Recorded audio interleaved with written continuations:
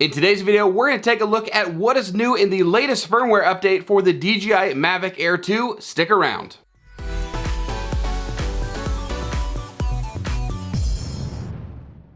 Can you guys believe it? First the app, and now DJI drops a new firmware update for the Mavic Air 2, giving us some new and improved features and optimizations, so let's get started. Now to get started, make sure that your DJI Fly app is updated to the latest of 1.1.6, and again, this is to update firmware version v01.00.0340. It is a fairly large update, about 178 megabytes, that I would highly recommend doing over a Wi-Fi connection, but it can be done over cell connection if that's the only option that you have. Just make sure that you have good reception or good cell reception or good data. Make sure that you have at least 40% battery on the drone. In any case, once you've got those, launch the DJI Fly app, get your controller, phone, drone all connected, and then you're gonna wait for the firmware install prompt that you can see up here in the top left-hand corner.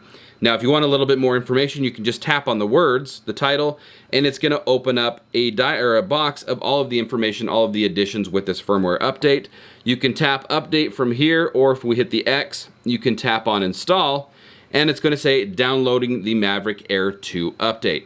Once you've done that, just go ahead and sit back and then follow the prompts from there. Also, quick pro tip, remember to update all of the batteries firmware too. When you initially update the firmware, whatever battery you have in there is going to update the firmware, but you'll need to update any additional battery firmware as well. So to start this video off, we're gonna look at the new features of the drone, and then we'll move into some of the optimizations. The first new features on the drone are some safety features. To access those, you're gonna go up into the top right-hand corner, click on the three little dots, and right there on the safety tab, you'll notice a new menu right here. It says Flight Assistance. It's the Obstacle Avoidance Action System.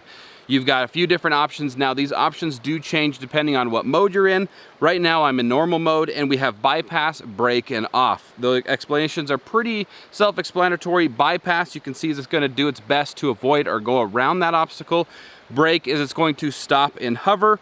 And then, of course, if you turn it off, there's no obstacle avoidance, and it's gonna collide with whatever is in front of it or to the side or whatever. If you look a little bit further down, you can see the second option is this disable sideways flight. It's a toggle switch you can activate or deactivate from here. This allows you to turn off sideways flight. So if you're flying through some trees like this and you don't want it to move side to side, you wanna get a nice straight shot, you can disable the sideways flight and be able to get that. And of course, you can access that from the main menu. You can see that we've got a little triangle with some chevrons right here. You can tap on that, and that will either turn it on or off. They're kind of indicating the way that the drone's gonna fly. So you can see right now, we've got a pentagon look to it. That indicates that sideways flight is off, and you can fly side to side. If you turn it on, you're gonna notice the sidebars are going to disappear. You just are left with those chevrons, indicating that the drone is not going to fly side to side. 2x and 4x zoom has now been added to the drone. Yes, they are a digital zoom, not an optical zoom, but they do work pretty well. You do have 2x zoom when you're in 4K and 2.7K shooting modes, with up to 4x zoom while you're in 1080p. Now, these zoom features do limit your frame rates. In 4K, you are limited to 30 frames per second or below, but in 2.7K and 1080p, you have access to all frame rates. To access these modes, if you're gonna go into the video mode, you can see right here under normal, we now have a few different options. We've got 4K wide and we have 4K zoom. 4K wide is of course gonna be the old shooting mode where we didn't have the zoom capabilities. That's what you'll use, but if you wanted to use the zoom, you're gonna tap on 4K zoom, and you'll notice the camera's gonna punch in just a little bit, and then we can tap outside that menu, and just to the left of the record button, we now have the zoom button. Right now we're at 1x, tap it, you're at the 2x. Again, you can tap and hold, and then you can slide your finger up and down, and it will actually give you the ability to zoom in or out with a smooth zoom. Doing that again, if we go into the 1080p mode, you're at 1.3, tap it again, you're at 2, tap again, you're at 3x zoom, and tap it one more time will bring you to the 4x zoom, and then tap it again, it'll bring you all the way back out to 1x. 4K hyperlapses have now been added to the drone, which brings us up to 3 hyperlapse resolutions. We have 1080p, we have 4K, and then we have 8K. So to access that, go into your hyperlapse settings, so change your shooting mode, go to hyperlapse, and then tap on the 3 dots up in the top right-hand corner, and move on over to the camera tab. Right here under resolution, you're gonna see 1080p, you're gonna see 4K, and you're going to see 8K, and you can select between those three. And again, all of those can be shot in RAW format. So we're gonna select 4K, tap outside the screen here. And if you guys remember correctly, with 8K shooting modes, you had a minimum of 6 seconds between each frame. With 4K, you can go all the way back down to 2, giving you a nice, smooth hyperlapse. But now if you'll notice, right underneath the record button, they've also added the ability to pause a hyperlapse. So if something happens, there's an obstacle, or you end up getting low on battery, you can tap the pause button, bring the drone back, change out the battery, launch it back, get back into the same area you were, and then pick up right where you left off. Now, not only have they added the 4K and the pausability, but you now have up to 45 waypoints in waypoint mode in order to get the shots that you're wanting. So if we switch over to waypoint mode,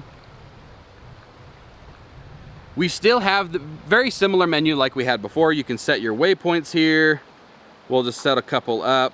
And again, that can go on for a total of 45 waypoints. But not only that, say that you're wanting to get a really nice hyperlapse from like maybe a day to a night or some weather or something along those lines, you can now save those hyperlapse modes or those hyperlapse routes and use them for a later time with something called the task library. Now, if up in the top left-hand corner, right where it says camera rotation angle, to the left of that, tap on that, and you can see right here, it's going to give you the task library where you can rename that hyperlapse, shows you how many waypoints you had, when that hyperlapse was taken, unless you've renamed it, and then you have the ability to tap save. Moving on to optimizations, they made some changes to FPV, or first-person view. It does now require the use of both joysticks, but should result in getting more fluent or more natural looking FPV footage. Secondly, if you guys remember before the update, zipping around in sport mode could result in the gimbal twitching upward, revealing the props within the frame.